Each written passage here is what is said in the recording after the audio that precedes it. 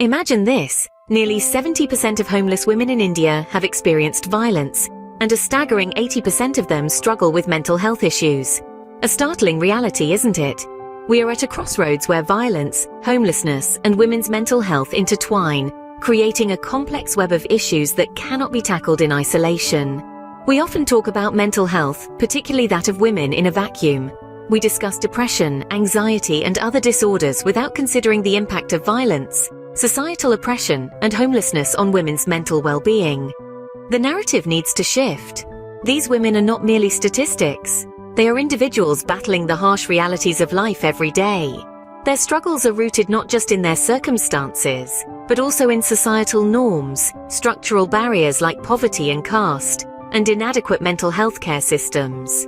It's time to shift our focus and address these interconnected issues in a holistic manner. At the intersection of violence, homelessness, and mental health, we find countless women who are not just victims, but survivors. This is a crossroad often hidden in plain sight, where societal norms become shackles, and structural barriers like poverty and caste, cold, unyielding walls. These women, trapped within this intersection, face the added challenge of inadequate mental health care systems, a bitter pill to swallow in an already harsh reality. But it's not all despair and darkness. Amidst societal oppression and violence, these women find ways to reclaim their agency.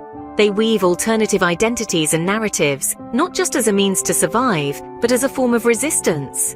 They defy the labels society bestows upon them, redefine what it means to be a woman in their context, and in doing so, they challenge the status quo. They are not just surviving, they are rewriting their stories. They are not mere victims of their circumstances, but active participants in their own lives, reshaping their destinies one day at a time. These women are not just statistics, they are survivors, often responding to societal oppression and violence in their own unique ways. It's not enough to just acknowledge these problems. We must act. We live in a world that has long normalized the suffering of women, the deep-rooted violence against women, the unpaid labor they perform, their struggle for economic independence, and the harmful societal norms that they are subjected to. All these factors work in unison, creating a vicious cycle that is hard to break. But break it we must, and the key to that lies in collective action. Imagine a world where women's unpaid labor is recognized and compensated, where women aren't just the unsung heroes of their homes, but also acknowledged contributors to the economy. This isn't a utopian dream. It's a feasible reality that we can achieve when we decide to value women's work, both inside and outside the home. Promoting women's economic independence is another crucial step. By empowering women financially, we equip them with the resources to escape violent situations, secure safe housing, and seek the mental health care they need.